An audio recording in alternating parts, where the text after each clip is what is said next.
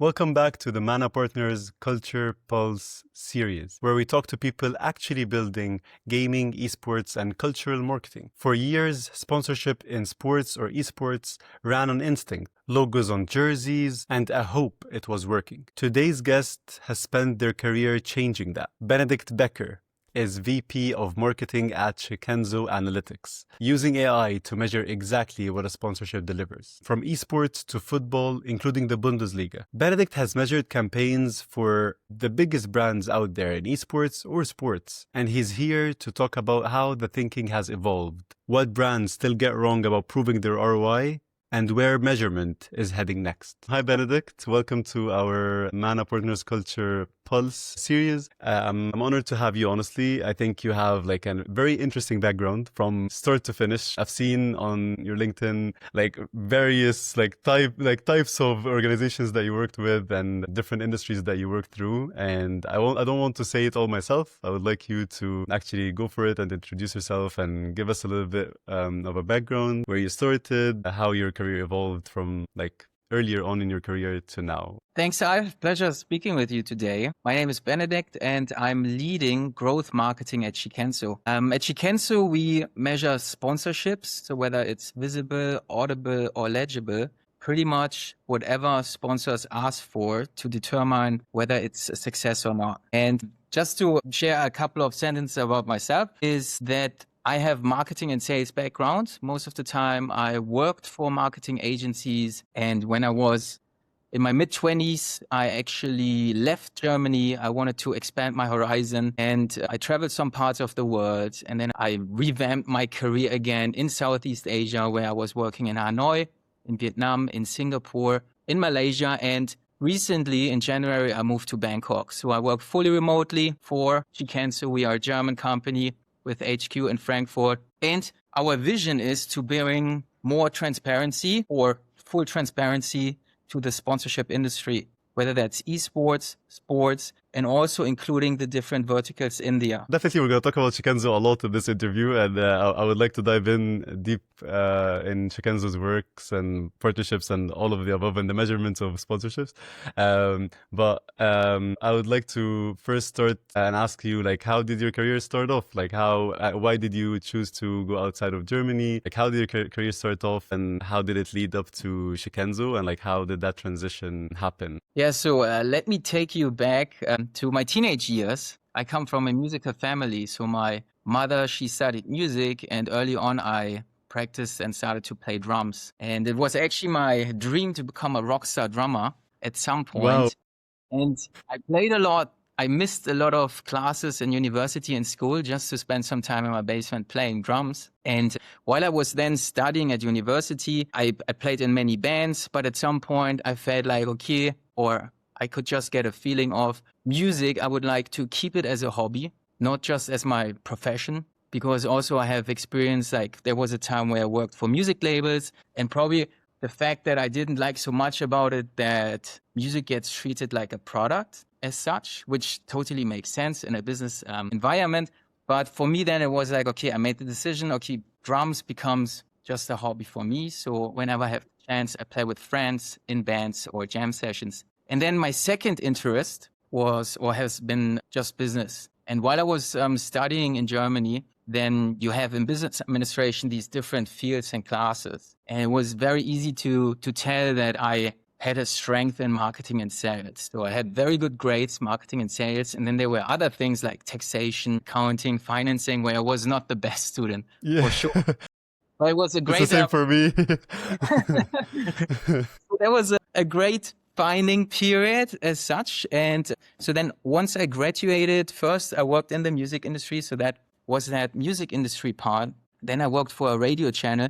So in the very first steps in my career, I pretty much connected these two interests. We have like music and business. And then at some point, because I always admired people that spoke about working abroad, business in English, all these things. So I always felt inspired by whoever I met and was talking about their experience abroad. So then I challenged myself. Plus also, I strongly believe that it's just expanding horizon. If you live amongst different cultures, if you do business with different people out there. So Then I decided to quit my job, say goodbye to my family when I was 25, and I traveled some parts of the world. And then traveling for 9 months, roughly, Australia, New Zealand, Southeast Asia. And my last stop was then Vietnam, where I was traveling on a motorbike 4,000 kilometers from the south to the very north to the Chinese border. Wow. Yeah. You seem like a very cool person. Like I feel like my story is not that cool at all. You're like drummer, like you're crossing off everything. But that was just an amazing experience. And like I had great encounters with the Vietnamese people as well. So then instead of like going back to Germany, doing kind of like the same stuff that I used to do before I left, I thought like, hey, why not trying to find a job here and build my career in Southeast Asia? So then I started to work for a marketing agency in Hanoi, started with a very, very little office, I think 5 people. Then we grew it to, when I left was around 38 people. While I was working in Hanoi, my main market was Singapore back then. So I traveled quite frequently every other month to Singapore to meet people and to discuss marketing campaigns. So, and since the first time I landed in Singapore, like I was just really inspired by technology, innovation, but also the talent. You know, the talent pool is incredible. Plus also like people from all over the world come there and competing in a sense in the job market. So I felt like, hey, this is my next challenge. I would love to work in Singapore. So then I got a job in Singapore, worked there for 2 years. And that would then also be pretty much the end of my career for marketing agencies, because I learned so much about different like accounts, verticals, but then I wanted to take that knowledge that I've learned over the years and pretty much funnel it, put it into one company. So then I was in touch with Shikenso and spoke to the founders, and they said, okay, let's give it a shot. You are responsible for the marketing for Shikenso. And since then, that's now close to 4 years, I'm responsible for global marketing, working fully remotely. And then there was a time where I was living in Malaysia. And then I wanted to explore also like our experience here living in Thailand. So this is when I then moved in January to Thailand. So I'm joining you today from Bangkok. Wow. And now you're based in Thailand completely. Yes, fully Wow. based. So Right. yeah, you lived across like Germany, Malaysia, Singapore, and Thailand. And Vietnam. And Vietnam. Okay. Wow. Yeah, that's definitely. I think as a human, you learn like a lot, and like I'll say, like, in an intense way, like just going through different cultures, even if it's the same region, it's still very different from city to city, let alone from country to country. Totally. So And yeah, that's so like also such a big lessons for marketeers, like treating Southeast Asia as one market. Like I was under the impression in the very beginning as well. Yeah, but then there is nuances, even nuances within the country. Yeah, you cannot compare like, let's say the area around Kuala Lumpur with other states in Malaysia. Same is for like Bangkok or more like outside of Bangkok. So you almost have to adjust even like the way you talk, the way you market things. And that's also what you see in esports. You know, I think a huge challenge, but also opportunity for esports providers out here is localization. That's why you have official streams in many, many languages, and casters, like they have to know, okay, the audiences, like how do they speak? How do the fans speak? But also to what they react. So it's a challenge, but also an opportunity, super interesting to actually look into that. No, 100%. No, 100%. I think it's definitely underestimated how different people are in maybe in the city, even in the same city. Like I think like from like you know how in like for example the US there's like West Coast and East Coast. Like even in like one like I would say not city but like one big city, like let's say for example London. It's like South London and North London like are not the same at all. And yeah, Right. London is a big city of course, but still like living in London, I've seen the difference, and they don't relate like East London or West London. Like it's totally different. So like it's kind of like putting a whole entire region in one campaign is definitely like it can be inaccurate. How did your work measuring like esports sponsorship, including examples like M7 campaign for Moonton, lead you where Shikenso is today? And how has your thinking on measurement evolved along that journey? Yeah, so 8 years ago, Shikenso was not a measurement company. we were actually building and selling to some extent an esports event calendar. But then once we attended more events, we spoke to more people in the industry, we listened to the industry itself, then we kept hearing a pain point, which was how do we actually prove and measure the worth of sponsorships? So then we pivoted. There was like an extreme pivot for us from esports calendar to, okay, we want to help the industry to understand sponsorship, plus also to make it transparent. And in the very beginning, it started very simple. We focused on visible exposure tracking. So that's pretty much counting or detecting logos. And we do this powered by AI. And you would count like the appearances, the placements, the visibility, like how big was it on the screen, the total screen time.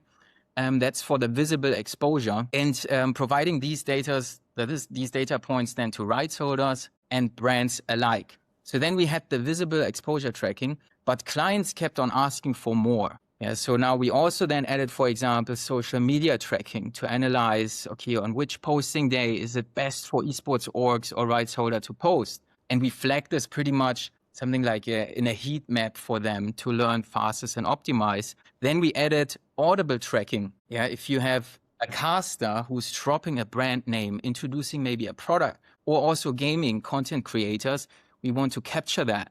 We cut the audio snippet, make it available to our clients. And then last but not least, to work fully holistic, we also then added in legible exposure tracking. That can start, for example, with a hashtag on Instagram or certain keywords, but also because we are talking about digital natives in esports and gaming, like they can interact on live streams by using these chatter functions. So YouTube Live, TikTok Live, Twitch.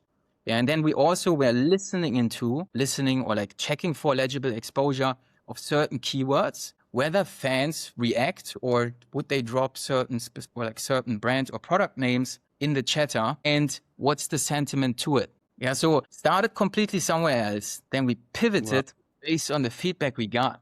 And then it was simple, the logo detection, and we expanded that. So like it was not like from the beginning, we were sitting in a room and designing the whole thing. It was more like because of conversations with people in the industry and also our clients sharing these feedbacks with us, then it became that product that answers all these questions in the sponsorship industry. Wow, I think definitely like that's a perfect example of like when you actually listen to your clients. It's like you're actually listening to the feedback that you're getting, and there's like kind of identifying the gap just by the audience that you're talking to, or your customers or your clients. I think the feedback coming from any customer, or like even if you're like opened up a restaurant and you have this like menu or whatever, and like you're selling to customers, even if they're not like whether it's B2C or B2B, I think definitely just listening very well to what they have to say can open up opportunities that are endless. In my opinion, like Shikenso was one of the, that's just my opinion again, was one of the companies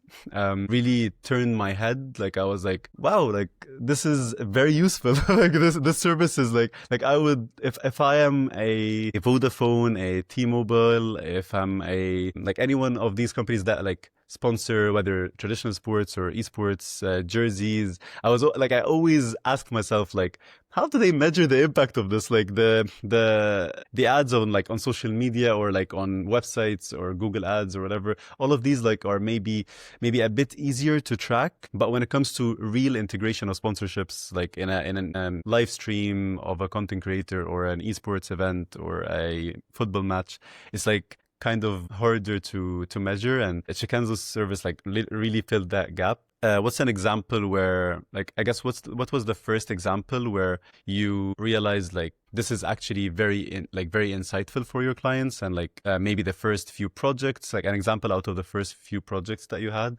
where, oh, we worked with this brand and like it was really helpful for them to know, let's say, the visible insights that you provided maybe early on because you didn't have all of the metrics. So how did that come up of like, oh, we're actually doing something right? Like, yeah, they're actually valuing this data, and like maybe a recommendation that happened or something. Yeah, first of all, I mean, like, you're absolutely right. And I think this is the only way. Like back then we were a tech startup, right? So you have to listen to the market and then you develop, developing. And also if you have good developers, and we have good developers in our team, like it's not really like a chicken and egg problem as such. First, that egg has to exist, right? There needs to be a demand. And then typically you would go into the industry and see like, okay, how many people would actually ask and benefit from, like ask for the solution and benefit from it. So and this is when we then pivoted, and that's the product of today. Now, when it comes to the technology itself and also bringing it back to Mobile Legends, because you mentioned that. So Mobile Legends Bang Bang here with Moonton Games. First of all, because I've been living here for a decade now in Southeast Asia, it's more than just a game. It's something when you wait for the bus, people, you see them playing it. I've seen them playing it on public transportation, in co-working spaces, in cafes. So it's quite a phenomenon. And they identified early on that there is also potential in mobile esports. And ever since they entered, they have pretty much pioneering mobile esports. And every year you read about new viewership record. And now they're also winning all sorts of marketing prizes. So then our first partnership was during the M6. And now Mobile Legends Bang Bang had a unique problem, and where we helped them to solve it is you have localization, so multiple channels, you'd stream on all sorts of platforms, and they have a range of sponsors with different sponsorship assets. So you need a solution that differentiates these assets. For example, that could be a product placement on a caster deck. It could be like the interview back wall. It could be like jersey sponsorships and all these things. So we had to train our AI to detect these logos, but also differentiate their exposure time, their media values, so they can go back to their sponsors and say exactly, hey, you have the premium package booked with us. Now you also receive the most media value, exposure time. You can see it right here. So this is when we first partnered. Then we also expanded it to some of the regional leagues. And the last one we tracked for them was now the M7 in Jakarta. Huge event. Yeah. Plenty of data we had to pull for this one. And I find it just amazing to follow these guys. Again, pioneering esports, putting it on the map, mobile esports with these huge viewership, but also like when you check their team, like how active and close they are with their sponsors to really think about unique opportunities, whether that's digital activations or offline activations. That's very well done. No, that's definitely true. I think they definitely changed the game entirely. The part that I'm personally interested in a lot is like, how does the AI really measure the impact of something like, for example, like the Shikenso logo in your background to the audience, for example? Like how does it dissect that? Obviously, at first, being only visible was maybe a bit limited, but now that it's like measuring audio, measuring all of that, how does it measure it? Like how does it combine all of this into one, or like not one, but like multiple stats that like brands can actually look into and be like, okay, this was worth it, this wasn't worth it, this was like when it comes to the campaign, and like actually getting like value to make business decisions. How does that like happen? If you can go through the nitty-gritty of it. Yeah, we can touch on this a bit. Visibility remains one of the core elements of a sponsorship across all the verticals, whether that's traditional sports or esports. And what was missing for a long time in the sponsorship industry is actually making it comparable to other initiatives in marketing, such as like paid media, let's say on Facebook, Instagram, Twitch, and so on. So what we now do is we measure the visibility and we put it into a calculation where we consider contextual, like where's the placement taking place? For example, product placement front center, we would kind of like reward in a sense, versus like a back wall interview wall, and we would punish in a sense. Then it depends on, okay, where do you stream? What's your audience like? That would determine pretty much the CPM, the cost per thousand that we would apply. And then we have already like an element in the equation that media buyers from the big agencies or brands can work with, like a CPM, and then also the exposure time and the viewership. So you put this into a calculation and then you derive at media values. So for the sponsorship industry, what you aim for is, or you want to grasp, get an idea of, okay, what's the value of the exposure? If we just talk about exposure for now, what's the estimate or the equivalent value of that exposure so that I can compare it with other initiatives' activity? And then in sponsorship, since it's not like an ad in your face, static 100% of the screen size, it's now maybe like a front jersey sponsorship which moves sometimes, like the camera angle changes and stuff. So you would aim for a multiple, to reach a multiple in media value to call it pretty much in terms of visibility a success. Yeah, in traditional sports, these multiples can be around 3 to 5. And often in esports, we see them even like much greater, these multiples. So there's campaigns we analyze, it's like 6, 8, 10, some even go beyond that. So that would be one aspect how you would evaluate whether that's a success or not. You look at media value and you want a multiple of what you would usually spend. And this is where it brings us to sponsorship ROI. So in the context of sponsorship ROI, when we talk about visibility, then you would aim, like I said, for these multiples, like our sponsorship ROI of 3 to 5, 6 and above, 10 above, and so on. Now, the interesting thing is because we now treat it more holistic. Yeah, so we have a media value as one piece, but then also we can think more complex. We can ask different questions. For example, one thing where we just connecting dots across our modules is, wouldn't it be interesting to find out beyond the media value, okay, I'm presenting a product right now, I'm talking about it, I'm showing it, then also to check the instant reaction of fans and what's their sentiment. So then we move from the top funnel into the mid funnel, where it's more like the consideration, but also sentiment. You would factor this in so that you get pretty much instant feedback on your product, on your brand. So for example, you introduce a new energy flavor, or like the product looks different now. How do you guys feel about it? You can capture this instantly. And that is like one way to further go down the funnel and use our technology to see, is the audience reacting to that? Is it resonating? Yes or no? So this is where also I think sponsorship analytics tech will move towards, is connecting the dots. You know, we track now all these things. It's like, how can we connect it the best way to give just better answers to sponsors? That makes sense. And I guess like now it made sense. I always like had like just looking at Shikenso service, I was like, how do they do that? I feel like now I can like kind of build off of what you said to like see the entire model, or like how it's like built. You know, sponsorship it does many things, but I feel like the strongest point you can make for sponsorship is building brand equity. Brand equity contains out of two things. You have the awareness, so people know you exist or your product exists. Plus, if you show them up often, and this is also why I would recommend long-term partnerships with rights holders, if you show up often and in many ways, whether that's online or off, you also build mental availability. So when now someone is in 7-Eleven, you know, it's super popular here in Southeast Asia, like in a convenience store, is thirsty, wants to get an energy drink, then you have the awareness, the mental availability, and you go for that drink that you saw on stream. So always tricky to tie it to sales. I mean, like there's multiple ways if we talk about bottom funnel, but I would say the biggest strength for sponsorship is this brand equity. Like I said, awareness and mental availability. No, yes, I agree 100%. It's definitely very tough to like track it across sales, unlike like maybe other forms of ad channels, but I think it's definitely needed. And I think it's underestimated how much like the mental availability, as you mentioned, is like a core value of how someone will choose a brand over the other, or like even see the brand to begin with, like just Yes. to even notice it. CMOs are increasingly investing in sponsorship across esports and traditional sports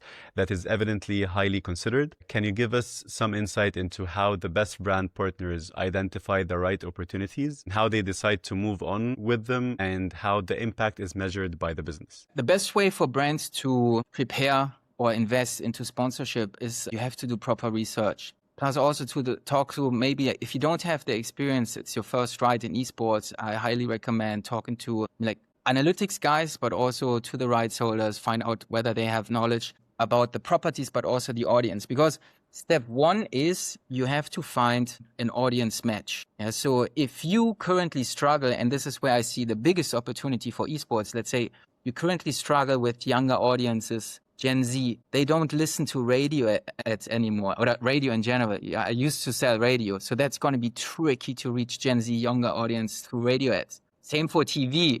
Yeah, they are watching their favorite gaming content creator, or maybe they're on Netflix. So there is a challenge for brands right now to reach these younger audiences. So you want to find out, step one, okay, with this property, whether that's like an esports org or maybe like an event organizer, Do we reach the right audience? So you have to be absolutely certain about that. Then you want to think about activations that are authentic. You cannot copy and paste approaches that maybe work in traditional sports and do exactly the same for esports and gaming, because they are very harsh, esports fans. If it smells inauthentic, if it feels inauthentic, you don't speak the language, you can also receive like a backlash, an enormous one. And that usually happens then rather fast. So that's the second thing, authenticity. And then actually step 3 is measurement. Get it right. And I think what sometimes brands get wrong, whether that's in traditional sports or esports, is treating measurement and analytics something like a finish line exercise. Yeah, so you already, before you invest, you have to set a goal, then tie it to KPIs, and then already from the get-go measure against these goals. You don't want to find out at the end of the season or the campaign finished and suddenly like, wow, the report that we receive doesn't reflect the goals we want to measure. And actually that wasn't clear from the get-go. So the measurement part has to be considered actually already in the exploration phase, in the budgeting phase, so that you can then continuously measure and also benchmark versus your own campaigns, maybe competitors out there, and optimize over time. So it's like while yes, the measurement is the third step, but it's still like all of the steps need to be considered even before, like just during the exploration of the campaign, or like entering that realm of like the industry, esports or sports or whatever it is, or an event. Is like, yes, these are the steps that you'll go through in order, but before even going through these steps, you have to consider all of them, especially obviously the measurement part as well. This is pretty much the prep work, and what we can do, also thanks to the help of AI technology nowadays, is we can get an estimate of, let's say, exposure and media values from past events. So we already know, because of the asset differentiation, we know what's the value exposure time typically for a front jersey sponsorship, for example, versus an LED board or whatever it is. So we can historically look. Plus also we can model then and forecast, okay, what's going to be the exposure and the media value time, kind of like making a prediction. So that's possible too, just to ensure you have like a good ride when you explore esports or whatever sponsorship property you are planning to invest in. Shikenso's work has expanded from esports into football, including the Bundesliga. What did that shift teach you about the differences and similarities between measuring sponsorships in esports versus traditional sport? In general, sponsorships have like similar goals. Yeah, so we have brand equity, that's brand awareness, brand consideration, but then also more performance. There would be sales, an uplift in sales and these things. So that's kind of like the same for esports and sports. Now, traditional sports, you mentioned football, Bundesliga, but there's like more properties that we collaborate with, but also way more verticals. For example, we work with cricket, with volleyball world, and with cycling, for example. We have cases with Formula One. And for each market, you have to also approach it slightly different. And it starts pretty much on where does the action happen, which is pretty much depending on fan behavior. Where do they consume it? Is it on TV, OTT? Is it like a TV broadcast, for example? And for esports, it's mainly, if not only, on digital platforms. So the difference would be here, or what we had to do is then take our technology that we have built first for esports and apply it to traditional sports, where we have to then connect to TV broadcasters and so on. I would say the esports industry, because we started there, forced us in being extremely sharp when it comes to these sponsorship detections, because you have these many, many ways, whether that's an in-game placement, like Rift banner, or maybe like there is a sponsor on a wall for shooter games and stuff like this. So we have to pick these up. It can be super fast paced. So that forced us to build these technologies to detect, measure, and also give it to our clients. So we started in digital, and I think that's now a real blessing for us in traditional sports. And since everything for our solutions is truly built and powered by AI, also reporting speeds are much faster than the standard, for example, in traditional sports. Again, also, I think this is something the esports industry forced on us. You have here digital natives in like the audience, but also the professionals. So they are incredibly impatient. Yeah, so you get pushed so hard, like, hey, where's the report? And also, I think esports is just like under greater scrutiny by brands because it's a relatively young industry, right? It's a young industry. So it feels like after every activation, you have to prove, and you have to prove fast. What was the word? Did it work? Yes or no? So because of these demands and challenges, we had to develop the solutions for that. And now drawing the comparison again, yeah, I would say it's the platforms, of course, or like where does it take place? Is it more on social media? Is it streaming, live streaming? Or does it take place on TV? And then also for the detection, yeah, you have in-game placement. They don't really exist in traditional sports. I mean, like now you have like virtual overlays and all these things. That's a difference. But then also, I think fan engagement and sentiment is something like where you can get, again, quick response, reaction to products and brands, or like just find out the sentiment in general. So since esports fans would join in via these live streams, they have the chance to be part of it. And maybe they join with their friends in their community, and then they get a thumbs up or reaction by others when they comment certain things. So that's then a different game. And that's also something that should be then considered by brands and also the rights holders to play or activate through these channels, but also keep an eye on it. So this is, I think, one of the major differences when you would compare these two. Then also you have a different just like fan and audience behavior, because like it depends also on the different gaming titles, but in general you have a younger audience. But this can also vary if you would look into audiences of Dota 2 and Counter-Strike. It's more older. If you would compare it with, for example, something like Rocket League, it's more a younger audience, but they are just more active on social media in a sense. So they react faster and more, but also drop these comments. So when I was looking and comparing, for example, let's say a tier 1, tier 2 football league in Europe versus an esports event, I could see that a single post was driving more engagements than the whole season. Yeah, that's just incredible. Yeah, a single post of the winning team, yeah, and pretty much the final post of that event was driving more engagements than the league over the whole season. Yeah, so there is enormous differences when it comes to that. Because of the fan engagement, there's an interesting trend when you look into esports orgs. While I think in the very beginning, it was all about like winning competition and then you get the prize money for it. But it's extremely difficult to have a sustainable business model if you just focus on winning games. And also this is then tied to sponsor exposure. But what if you cannot make it to the final round? You get lower exposure time and all this. So what happened now, esports orgs, many of them or most of them actually morphed into content powerhouses. So whether that's their professional players, but also then they have a roster of content creators, so they can continuously and in a very native and natural language, because they are all about gaming and competition, they could then further create brand exposure and brand value for their sponsors. And there we have, for example, GiantX is an esports org from Europe. And they were facing this challenge or were thinking about like, okay, diversifying revenue stream. How can we get it more sustainable? So they actually came up with a very cool product, which is a League of Legends channel. And they have this across social media and YouTube that is actually educating their fans or whoever likes League of Legends. So they kicked this off. And it was like from the get-go, because we tracked together with them an incredible growth that we could see. And now was, of course, the question, okay, we have this growth and extreme high engagement rates for this product. How do we integrate brands into this as well?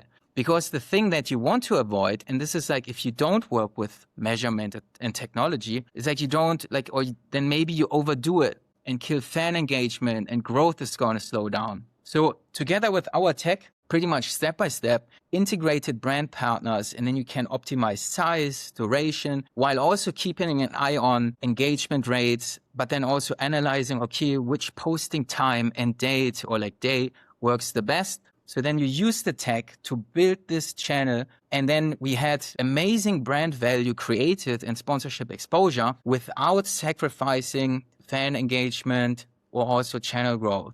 So then they started pretty much from scratch. Of course, they have some brand partners, but introduced to this new product. And when we finished the campaign, with them. They had 17, so 17 new sponsors integrated. And it was something on our end. So if we would compare it with different activation, it was extremely high media value created for these brands. So it was extremely beneficial for their partners. So then we put this, because the case was just so strong, so we put this into a case, submitted it at the ESA, the European Sponsorship Association, and submitted it under the category Best Use of Measurement and Insight.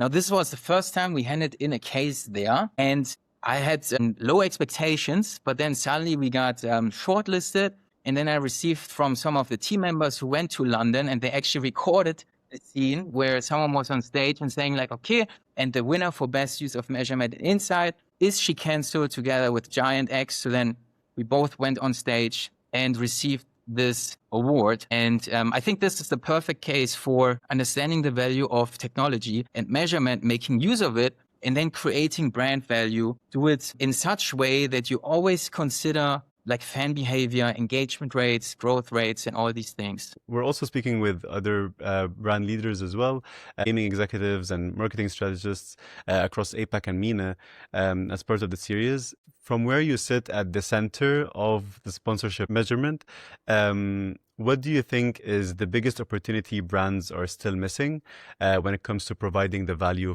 of their sponsorships? I think what's currently still vastly overlooked is the audio caption, audio tracking. Whether that's in traditional sports, I think to some extent North America does it, but I don't see it often happening, for example, for European properties but also like for esports around the world. Often you have a naming partner. You know, as we speak today, there's the IEM, the Intel Extreme Masters happening. You have a naming sponsors for many, many years. So this also creates value and exposure, audible exposure. And I think not many brands or rights holders measure it as of now. So I think this could be, again, used for rights holders to prove, like there's so many things that they do. It's just like I think they don't track it and report it back to brands. So, and again, I think that also makes it then more difficult for brands to actually ask for more budget or maybe like maintain budget if you just don't have the numbers to prove it, like what's all happening around sponsorships.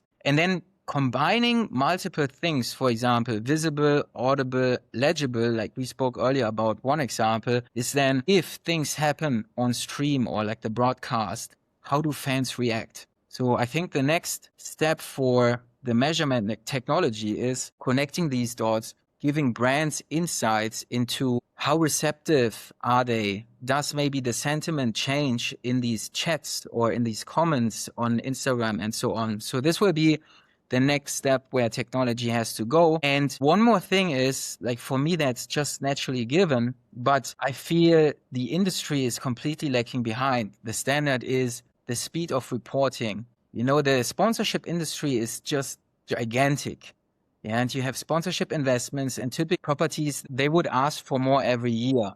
And I think you also have to get measurement to a standard where you can, after every match or mid-season reports, just like be able to show to the sponsor pretty much, okay, what has happened, what's the value of that. Current standard is, I mean, like in some cases or in many, many cases actually, you receive like a 15-pager PDF end of season report, which arrives way too late. Yeah, in some cases you have to wait like 3 months. And it's like for the rights holders, he would like to discuss renewals, right? It's a huge challenge for him. And then for the brand, it's like how to defend budgets or like how make better choices for your sponsorship investments. Should we stick with this property, explore something else, or maybe double down with these properties? It can only happen when the data arrives on time, when you have these conversations. So I think it's unacceptable that the reporting speed in many cases is still lacking behind and you have to wait weeks. Yeah, like an entire season, you're saying like that's too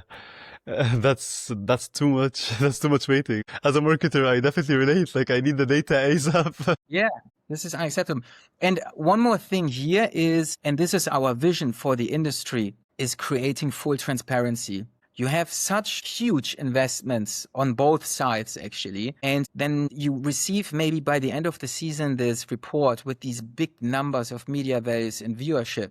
Yeah, but you also want to understand, okay, how did we get to this number? So what we do at Shikenso is we have partner dashboards where they can log in, and we push data frequently that can be like weekly, monthly, so they can check in over time. Okay, how do things develop? But also with every little exposure piece, whether that's audible, visible, or legible, we pretty much have a proof in our dashboard with its own valuation. So every time that logo appears, and then you can filter by the logos, we take pretty much like a screenshot, make it visible in the dashboard, and then even for a couple of seconds or milliseconds, you would see a valuation. Maybe then it's just a little valuation, but then considering all these exposure pieces, we come to a media value, which is now X. Yeah. So, and I think this is something that the industry needs, because you want to trust in the data, and what's not helpful is a 15-pager PDF. That's still necessary for the big board meeting,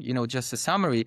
But whoever works truly like in the trenches on the ground, and they want to optimize and then suggest like decisions moving forward, they need better data, and also they want like full transparency when it comes to that. Yeah, I definitely agree. I think like I would like to ask, even like maybe there is a chance that we would see in the future maybe an opportunity that is missed, according to what you're saying, I think, is dynamic ads or dynamic sponsorship, where like the data is kind of like in real time, or like maybe like we're talking like a few minutes, where like, okay, let's say I'm an organization, I'm partnered with Shikenso. Let's say in real time data, AI is, let's say I will put a condition of like, if the sentiment is 1, 2, 3, or if we're not getting that much exposure, or if we are getting extra exposure, maybe the logo will change to this, or like the let's say the I don't know, if we have like a character like McDonald's, for example, like the character will show up and say something instead of just being the ad that we did. Like maybe we'd have the same way, like maybe someone like YouTubers or Mr. Beast or whoever like that does like multiple custom thumbnails, where the A/B testing happens. And like in real time, like I would refresh my feed, and I will see the video again with a different thumbnail. And maybe with that other, like, just I would say like in live sponsorships, maybe that will change. Obviously some things will not change, like the background, the static background or something, but I think definitely the real time data, the closer there is, maybe that will evolve. Maybe AI technology or data like transmission will evolve to like real time. Yeah, that's and which would be very cool. Like already now we have the capability of offering real time. And for the first time, we actually introduced real time tracking at the Sports Pro in London, and where we brought a laptop, and then you need an extremely powerful laptop to actually do that. And then one of the colleagues was wearing a jersey, and we were proving and showing, hey, this is possible. Now, whether it makes sense at this point, because it uses a lot of server power and all this, it's tricky right now, but I fully agree. So probably that's where it's going. The faster, the better. But it can, of course, not sacrifice, diminish like accuracy, right? And for like spotting opportunities while the event is still ongoing, there was a case where we looked into an event that was, I think the event duration was a couple of weeks. Now we did the first analysis. What we saw right away, also based on our data, there was no branding on the microphone, which has like front and center, whether that's the rights holder, they could brand it themselves, or maybe even like sell that sponsorship like this asset. It was funny. I posted about it, and a couple of days later, actually like the rights holders would then change the microphone top and put the like that. I never spoke to them about it, but it was very like, hey, why is it just black? Put your brand on there. And I posted about it on LinkedIn, like publicly. And then a couple of days later it took, and then they had branding on the microphone. And this is, of course, then the advantages while the event is still going, the campaign, optimize as you go already. That's possible. Yeah, and I think that's also like an example. If like, obviously I know you didn't talk to them directly and it was a post, but I think it would be very like useful if someone is like a partner with Shikenso, that like they don't like wait for that long of a time to like adjust. Maybe they will, because like again they're working together, so maybe they would be more in touch with Shikenso and be like, is there something interesting happening that we can change or pivot off of it, or something like, and they shouldn't be I guess, static. Like they should try to like actually adapt and pivot off of like the data as quickly as possible. It can be more collaborative, and it can actually benefit them even more than just measurement. It can actually benefit the impact in itself, like the result itself. Kind of cheating in while the exam is going on. Yeah, I agree. I think that's where the industry going. There was another example where we said to actually like football a rights holder, hey, like the way you put your LED boards, and also they had some background, bigger walls with the sponsor exposure, like the camera angle didn't really capture that. So either you have to change the camera angle. Of course, now we only think about brand exposure. Yeah, we forget now a little bit about like, okay, what's the experience when you watch it? But still, you should be aware, right? And make a decision based on that. So then we actually suggested, based on the data, you have to change the camera angle or move these walls pretty much for brand exposure that you're currently missing out on. Yeah, and I agree 100%. Like just taking things into consideration, the faster and like the most reliable data as much as possible, to like pivot off of that. And it shouldn't be like a one-time done thing or once a year and we look at it like every quarter maximum. Like it should be like maybe we try to actually change if something comes up. So yeah, I agree 100%. It was a pleasure having you on for sure. I enjoyed the conversation thoroughly. Likewise. Thanks, Hal. Thanks for the opportunity. I appreciate it. And it was just like a very pleasant, fun talk with you. That was the episode with Benedikt. It was very insightful indeed. If anyone wants to mention or recommend a guest for the upcoming episode, please let us know through our LinkedIn. Thank you for watching.